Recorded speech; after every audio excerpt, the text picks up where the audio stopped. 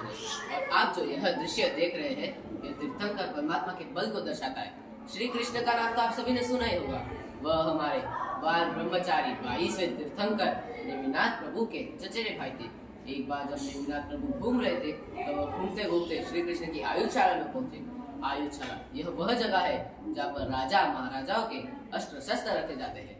उनकी बल प्रदर्शन की तैयारियां भी हो जाती है।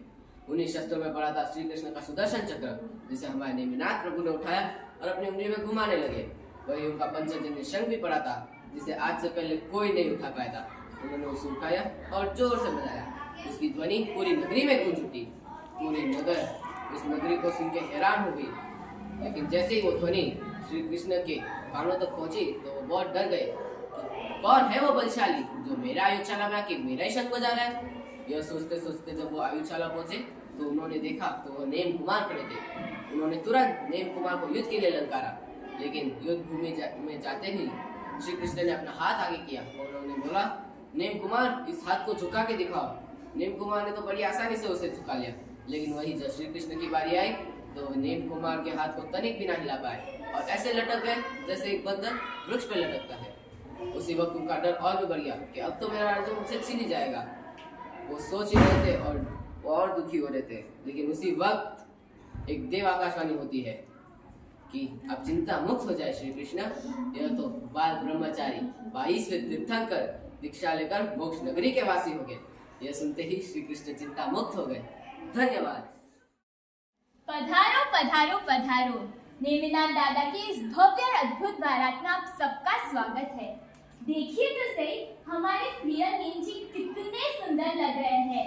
रथ पर विराजमान वह अपनी राजुल माता को लेने जा रहे हैं। अंबाड़ी पर सज धज कर विराजमान उनकी माता जी माता शिवा देवी बैठी हैं और अपने पुत्र की खुशी में नाचते हुए उनके पिताजी राजा समुद्र विजय अपनी बहू को लेने धूमधाम से बारात लेकर जा रहे हैं। जब वह बारात लेकर जा रहे होते हैं तब क्या होता है, यह हमारे वाटिका के छात्र आपको बताएंगे। प्रणाम। हमने पहले देखा कि प्रभु बाल ब्रह्मचारी थे, परंतु परिवार और भाभीियों की जिद ने उन्हें मना ही लिया था। यह नेमी कुमार की बारात है। सारी द्वारिका नगरी दुल्हन की तरह सजी है। राजुल माता अपनी सखियों के साथ झरोके में खड़ी इंतजार कर रही थी। कितने सुंदर लग रहे मेरे प्रिय वर, उनको किसी के नजर ना लगे। अचानक प्रभु को पशुओं की आवाज सुनाई देती है। वह अपने साथी से पूछते हैं कि नाथ, यह आप ही के विवाह के निमित्त आज ये भोजन बनेगा। करुणामय प्रभु ने इन पशुओं को आजाद कर अपनी रथ रैवतगिरी की ओर मोड़ा। मेरी आँख इतनी क्यों फड़क रही है? अब हम जानेंगे कि प्रभु ने अपना रथ रेवतगिरी की ओर क्यों मोड़ा। नेमिनाथ प्रभु तो इतने करुणामय थे कि उन्होंने पशुओं के दर्द को महसूस किया और उन्हें आजाद कर दिया। पर हर्ष और उल्लास से उनका इंतजार कर रही राजुल माता को अत्यंत पीड़ा का अनुभव हुआ। तो राजुल माता की क्या दशा हुई थी वो हम यहाँ जानेंगे। जी, आप मुझे छोड़ के मत जाइए नेम जी, मैं आपके बिना नहीं रह सकती नेम जी। नेम जी, नेम जी करते राजुल माता बेहोश हो गई। नेमिनाथ दादा का अपना रथ रेवतगिरी की ओर मोड़ दिया। रेवतगिरी की महिमा तो अपरंपार है और उसका इतिहास भी बहुत अद्भुत है। ये हम अपने वाटिका के छात्रों द्वारा जानेंगे। प्रणाम। जैसा आपने पिछले दृश्य में देखा कि प्रभु नेमी कुमार ने अपना रथ रेवतगिरी की ओर मोड़ दिया। क्या आप जानते हैं प्रभु नेमी कुमार ने अपना रथ रेवतगिरी की ओर क्यों मोड़ा? प्रभु नेमी कुमार का हृदय कांप उठा कि इन सारे जीवों की मृत्यु का कारण मैं बनूंगा।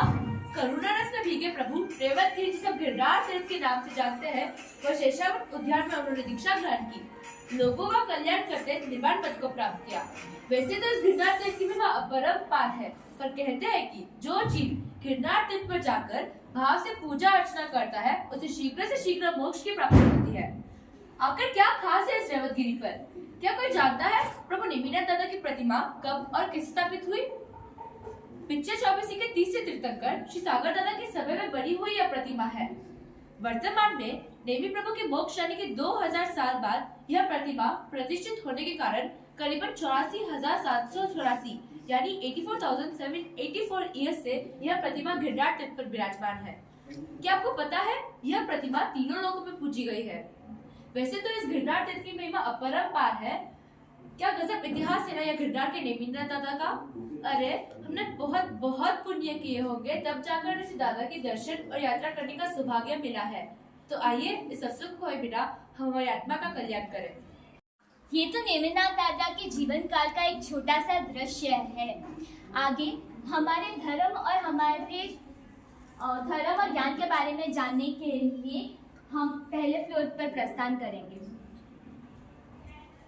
यहाँ से आप नेमिनाथ दादा की भव्य बारात का अद्भुत नजारा देख सकते हैं। और हमारे लिए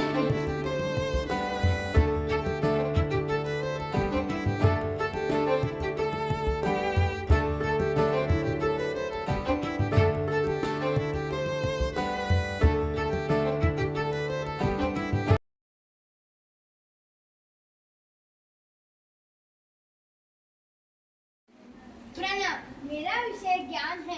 ज्ञान हमें अंधेरे से प्रकाश की ओर ले जाता है, अच्छे और बुरे की पहचान कराता है। ज्ञान अनेक प्रकार के हैं, आगे मेरे मित्र बताएंगे। प्रणाम। मेरा विषय है भौतिक ज्ञान। जैसे आप मुझे देख रहे हो, मैं एक स्कूल का बच्चा हूँ। भौतिक ज्ञान यानी जो हमें स्कूल और कॉलेज से शिक्षा मिलती है, आगे मेरा मित्र बताएगा। प्रणाम। मेरा विषय व्यवहारिक ज्ञान है। ये ज्ञान जो हमें समाज में रहे हुए अनेक व्यक्तियों से मिलने पर मिलता है, आगे मेरी मित्र बताएंगे। प्रणाम। मेरा विषय है शुद्ध ज्ञान। यह ज्ञान सत्य ज्ञान है जो हमारे तीर्थंकर परमात्मा के बताए और गणधरों द्वारा लिखित आगमों में पाया जाता है। जहाँ ज्ञान होता है वहाँ हर चीज का समाधान मिलता है। जो अज्ञानी होते हैं वे हर पल क्रोध और भय में रहते हैं, और जिसके पास ज्ञान होता है वे निर्भय और खुश रहते हैं। हमारी आत्मा का सर्वोच्च गुण ज्ञान है। भौतिक ज्ञान और व्यवहारिक ज्ञान सिर्फ इस भव में उपयोगी है, लेकिन शुद्ध ज्ञान भवो भव तक रहता है। ज्ञान हम प्रवचन, गुरु भगवंतों की पुस्तकें, धार्मिक पाठशाला आदि में जाने से पा सकते हैं। हमें रोज स्वाध्याय करना चाहिए, जिससे हमारे अच्छे संस्कार पड़ेंगे। जीवन में मैत्री, संतोष और प्रसन्नता जैसे गुण ज्ञान से मिलते हैं। धन्यवाद।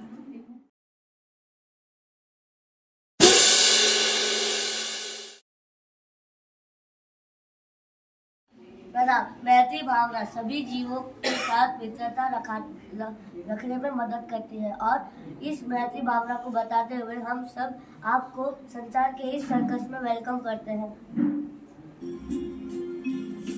जीना यहाँ, मरना यहाँ, मैत्री भावे तुम्हें रखना सदा।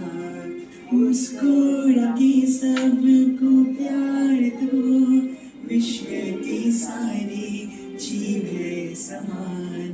प्यारी तुम देना सबको समान, करना नहीं किसी का अपमान।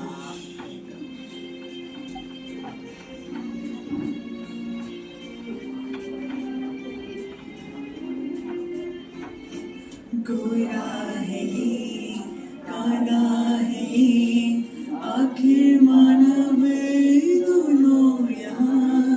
बातें तुम्हारी मानी ना मानी, स्वीकारना सबको तुम सदा। ऐसा दिखे या ना दिखे, भेदभाव करना ना यहाँ।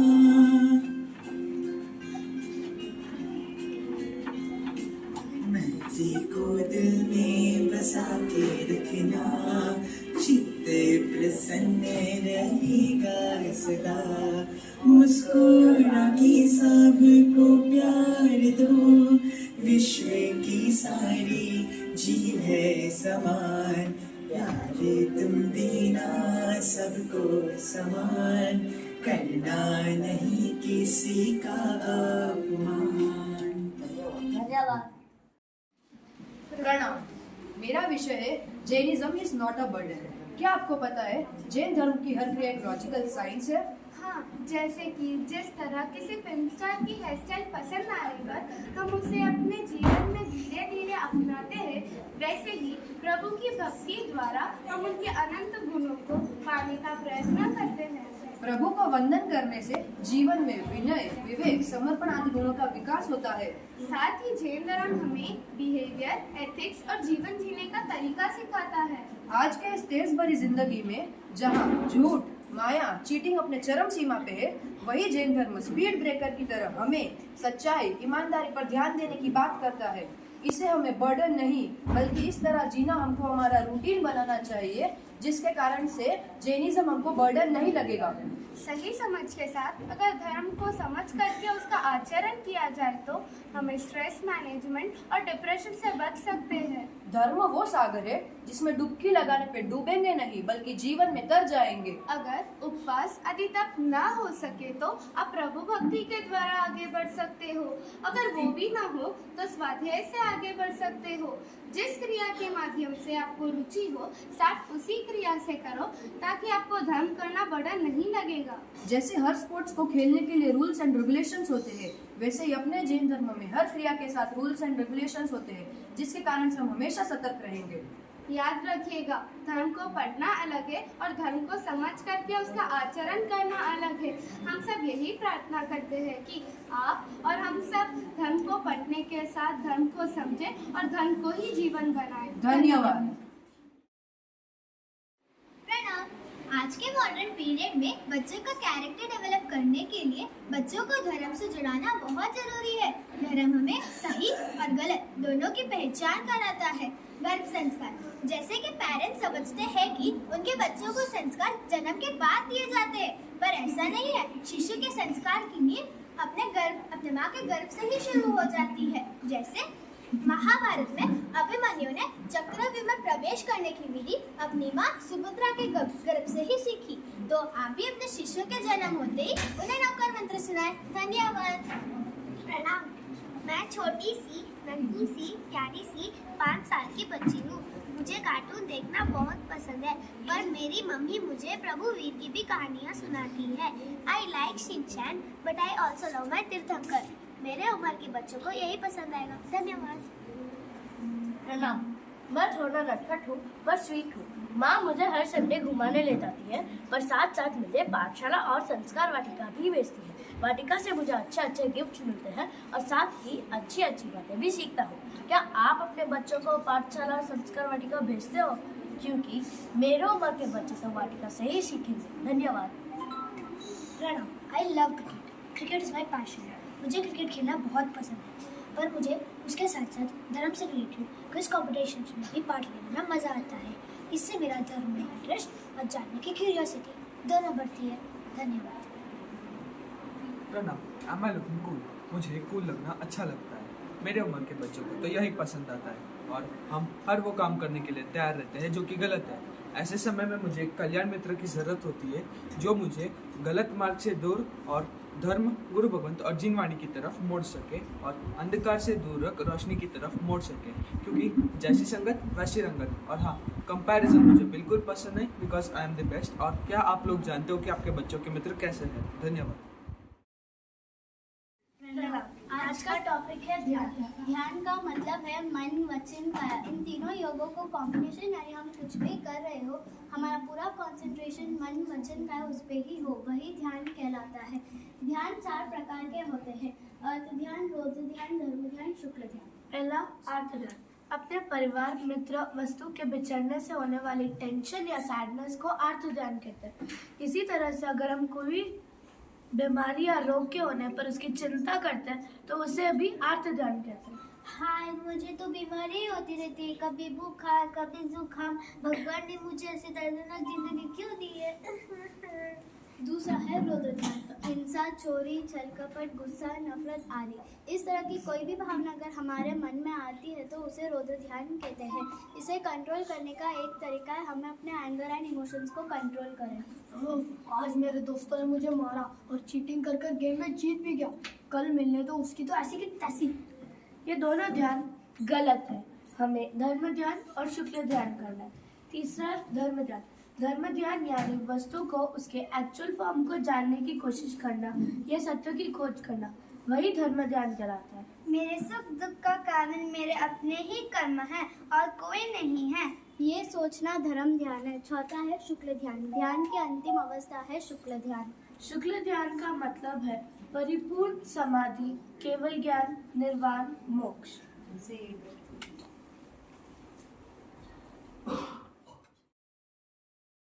यह प्रमोद भावना है।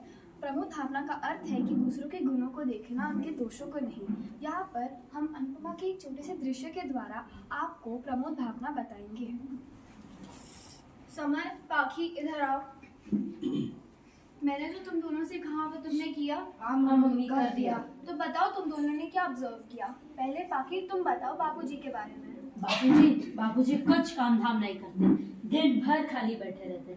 बापूजी में बिल्कुल हिम्मत नहीं है। बा उन्हें कितना भी बोले वो पलट कर कुछ नहीं कहते, क्योंकि वो घर में शांति बनाए रखना चाहते। स्वीटी, तू बापूजी के बारे में ऐसा सोचती है तो माँ के बारे में तेरे क्या विचार है? बा दिन भर झूले पर बैठी रहती है और सबको ताने मारती है। मैं बाहर जाऊँ तो मुझ पे जासूसी करती है और 100 सवाल पूछती है। स्वीटी, वो इसीलिए क्योंकि वो तुझसे प्यार करती है। बाकी वो डरती है कि तेरे साथ कुछ गलत ना हो जाए, इसीलिए तुझ पे नजर रखती है। विंटर, मैं कोई बच्ची नहीं हूँ। नहीं, तू तो बहुत बड़ी हो गई है। विंटर, तू कुछ ज्यादा नहीं बोल रहा? नहीं। समय, पाखी, शांत हो जा। बच्चों, इस संसार में आत्मगुण के विकास के लिए गुणानुराग यानी प्रमोद भावना अनिवार्य है।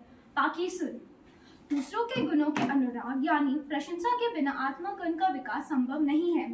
प्रमोद भावना का मुख्य विषय यही है कि दूसरों के गुणों को देखना और उनकी प्रशंसा करना। जिस प्रकार माली की दृष्टि गुलाब पर होती है, उनके कांटों पर नहीं, उसी प्रकार गुणग्राही व्यक्ति की दृष्टि गुणों पर होती है, उनके दोषों पर नहीं। इसीलिए पाखी, आज से तू दूसरों के गुणों को देखना शुरू कर, ना कि दोषों को।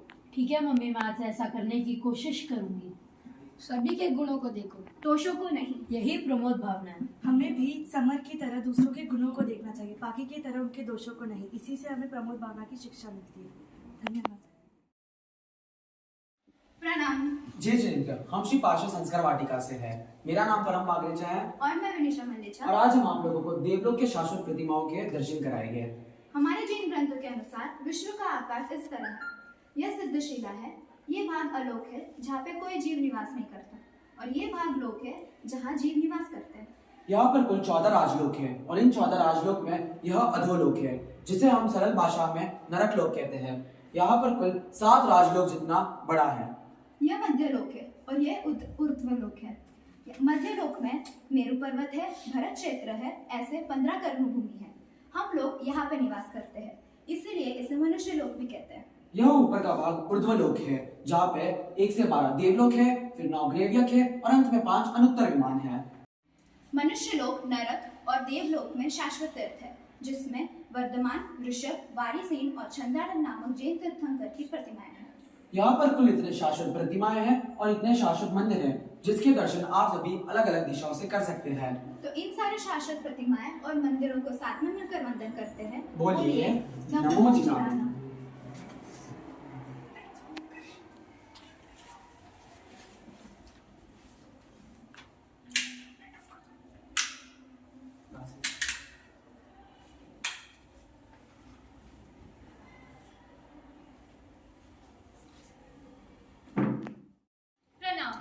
आप सबका थिएटर शो में स्वागत है।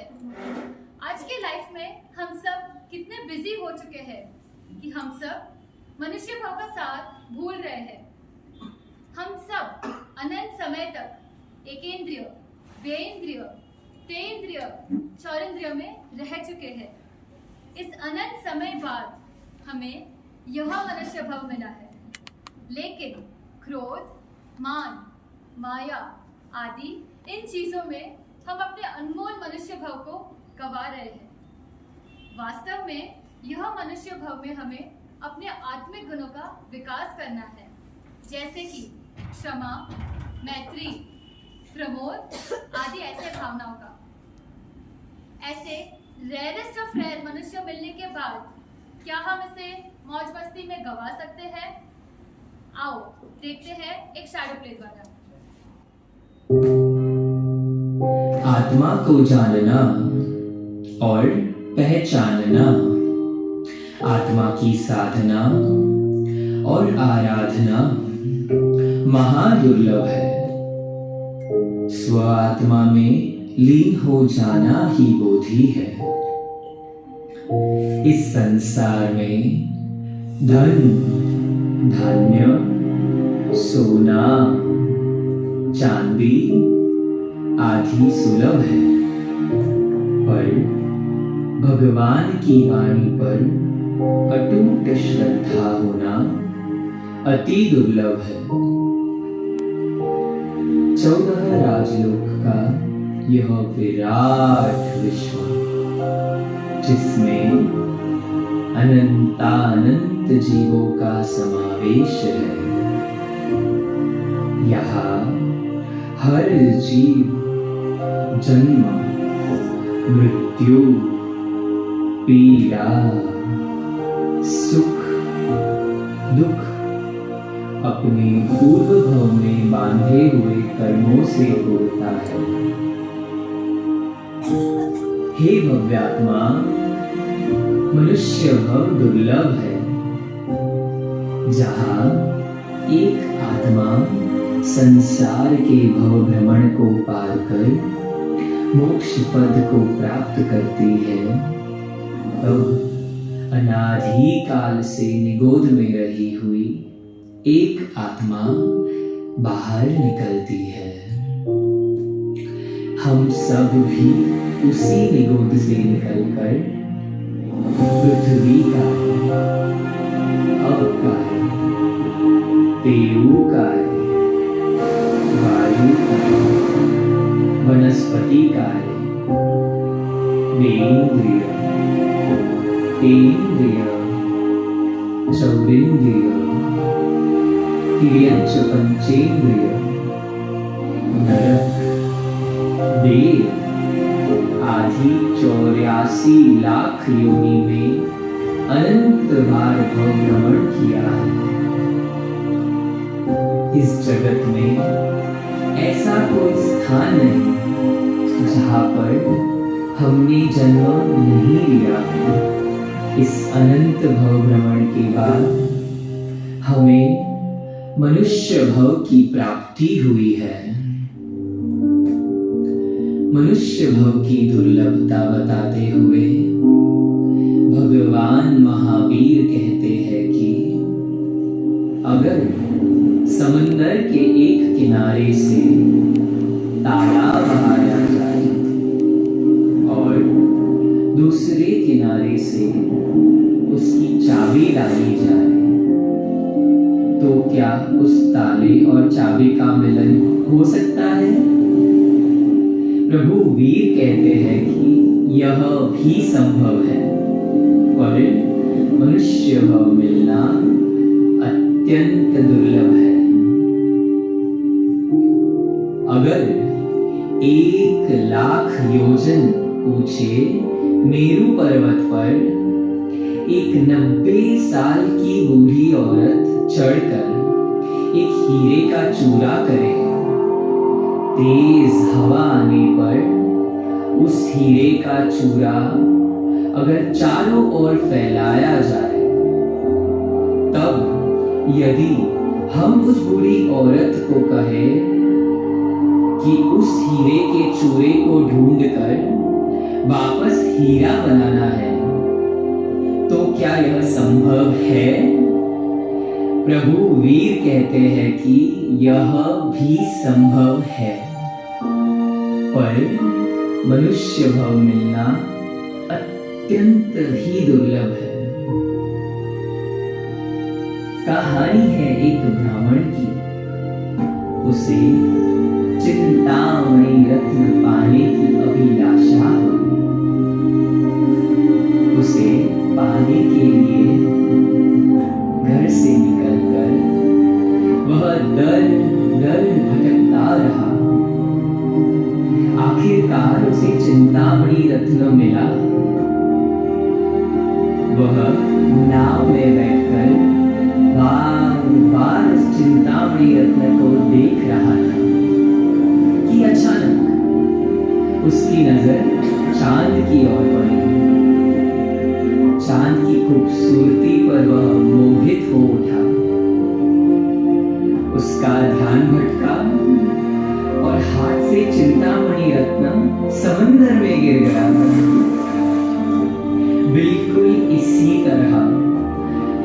सारे मनुष्य भव का आयुष्य जो हथेली पर रखे हुए जल के समान है, वह धीरे धीरे खत्म हो जाएगा।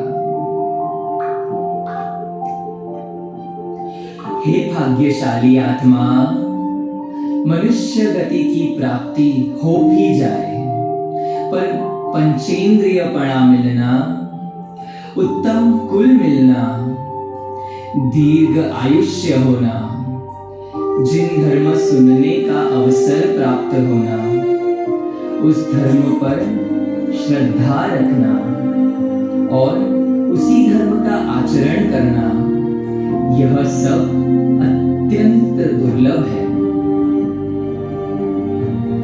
जिसके लिए देव भी तरसते हैं, ऐसा रेयरेस्ट ऑफ रेयर मनुष्य भव और जैन कुल हमें मिला है। हे मानव, अपने आत्महित के लिए तू शर्म प्रमाण छोड़ दे और सद्धर्म का आचरण कर। तू अपने आने वाले कल की चिंता कर। तेरा देह अनेक प्रकार के रोगों से भरा हुआ है। किस समय कौन सा रोग तुझ पर हमला कर देगा, क्या पता। इसलिए तू चिंतन कर, अपने आत्मगुण का विकास कर, अपने भीतर की आत्मा के दर्शन कर, पर से दूर हो, स्व में रमण कर। अनंत पुण्य के उदय से जैन शासन की प्राप्ति हुई है। ऐसे दुर्लभ धर्म की प्राप्ति होने के पश्चात एक क्षण भी व्यय किए बिना स्व में लीन बन जा। पर से दूर हो, स्व में रमण कर। पर से दूर हो, स्व में रमण कर। स्व में रमण कर। We are actors of shadow play, depicting बोधि दुर्लभ भावना। सबको मेरा प्रणाम। यह है काल चक्र और ये काल चक्र अनादिकाल से घूम रहा है। इस काल चक्र की ना ही कोई शुरुआत है और ना ही कोई अंत है। इस काल चक्र को दो भागों में विभाजित किया गया है। एक है उत्सर्पिणी काल और एक है अवसर्पिणी काल। उत्सर्पिणी काल में कुल 6 आर्य है और यहाँ पर समय दुख से सुख की ओर जाता है। अवसर्पिणी काल में भी कुल 6 आर्य है और यहाँ पर समय सुख से दुख की ओर आता है। अब हम अवसर्पिणी काल के 5वें आर्य में हैं, यानी हम दुष्म नामक आर्य में जी रहे हैं। इस आर्य में जीवों की शक्ति, बल, पर्यावरण की सुंदरता, जीवों की ऊंचाई और आयुष्य सब घटता ही जाता है। यह 5000 दुष्म नामक आर्य 21,000 वर्ष का है, जिसमें से 2600 से अधिक वर्ष बीत चुके हैं। 21,000 वर्ष का बचा समय भी जल्द ही बीत जाएगा और 5वें आर्य का अंतिम दिन होगा। पांचवें आर्य के अंतिम दिन पर आकाशवाणी होती है। आप उस आकाशवाणी का दृश्य देखने के लिए आगे पधारें। 5वें आर्य की अंतिम आकाशवाणी और 6ठे आर्य का दृश्य देखने के लिए आप सब लोग अंदर पधारिए।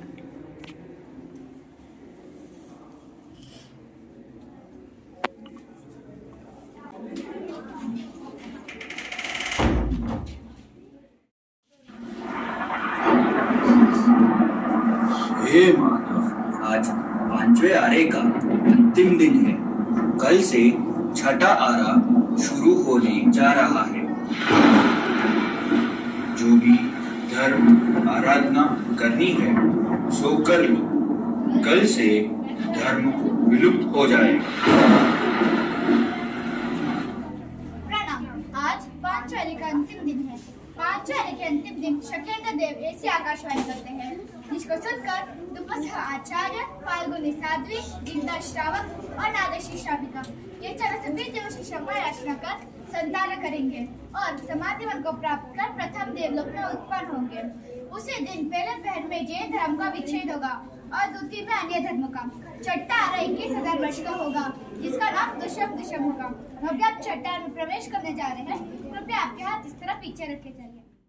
छठे आरे की शुरुआत होगी एक संवत्सर नाम की भयानक आंधी से। इस प्रचंड आंधी के कारण चारों दिशाएं अंधकारमय हो जाएगी। बारिश तो होगी, लेकिन कैसी? तो चलिए देखते हैं। धूल की बारिश, पत्थरों की बारिश, खारे पानी और जहर की बारिश और अग्नि की बारिश।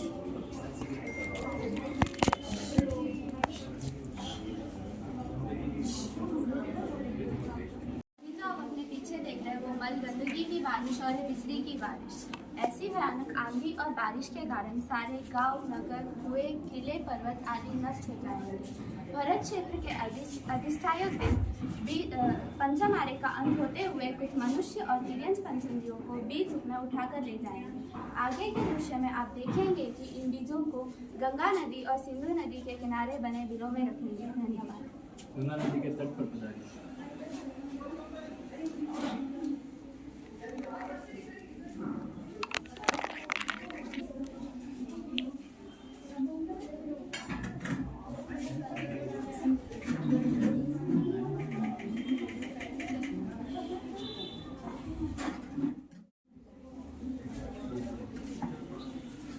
प्रणाम। क्या आप सब जानते हैं छठे आरे की वंश परंपरा कैसे होगी? आइए हम जानते हैं। इस काल के मनुष्य में सोच, समझ, बुद्धि, हित अहित का ज्ञान नहीं होगा। 6 वर्ष की स्त्रियां कई सारे बच्चों को जन्म देगी और वे बच्चे बहुत झगड़ालू और ईर्ष्या स्वभाव के होंगे। दुखी दुख में अपनी संपूर्ण आयु व्यतीत कर वे नरक या तिर्यंच गति में जाएंगे। मनुष्य कैसे रहेंगे ये हम आपको अगले दृश्य में दिखाएंगे। धन्यवाद। छठे आरे में मनुष्य कैसे रहेंगे वो हम आपको इस दृश्य में बताएंगे। वैतार्य पर्वत की दक्षिण और उत्तर भाग में गंगा एवं सिंधु नदी बहेगी। उनके 8 किनारों पर 9 बिल होंगे। कुल मिलाकर 72 बिल होंगे। मनुष्य की लंबाई एक हाथ जितनी ही रहेगी। इस आरे में मनुष्य की आयु केवल 20 वर्ष की ही रहेगी। उतरते आरे में मनुष्य की आयु 16 वर्ष की रह जाएगी। मनुष्य के शरीर में 8 पसलियां ही रहेगी। यह मनुष्य अपना भोजन कैसे प्राप्त करते हैं यह जानने के लिए अगले दृश्य में जाएं। प्रणाम। आज मैं आपको छठे आरे के मनुष्य का खाना पीना और व्यवहार कैसा होगा उसके बारे में बताने वाला हूँ। छठे आरे के लोगों को बहुत ज्यादा भूख लगेगी। वे जितना भी खा लो उनका पेट नहीं भरेगा। रात को भयंकर ठंड और सुबह की तपती धूप आग के समान होगी, इसलिए वे सुबह अपने बिल से बाहर नहीं निकल पाएंगे। वे सूर्यास्त या सूर्योदय के बाद अपने बिल से बाहर निकलकर नदी में से मछली और कछुए पकड़कर रेत में गाड़ देंगे। फिर वे अपने बिल में भाग जाएंगे। सुबह की तपती धूप के कारण वे पक जाएंगे और वे वापस सूर्यास्त के बाद अपने बिल से बाहर निकलकर उन्हें खाना शुरू करेंगे। खाते खाते वे छीना छीनी, झपटा झपटी और गाली गलौज भी करेंगे। ये मेरी मछली है, मैंने पहले ली थी। ये मैं खाऊंगा, ये मैं खाऊंगा। हाँ मेरी मछली है, ये मेरी है, ये ले। उनका कोई व्यवहार नहीं होगा। वे किसी पे भी दया नहीं करेंगे क्योंकि वहाँ इसके अलावा कुछ भी खाने को नहीं मिलेगा। अन्य प्राणी उन बची हड्डियों को खाकर अपना गुजारा करेंगे। धन्यवाद। आप सबने देखा होगा शैडो प्ले में मानव भव कितना दुर्लभ बताया है। तो आज हमको मानव भव मिला है तो सब इतना धर्म पुण्य कमाओ करो और पुण्य कमाओ कि छठे आरे में न जाए।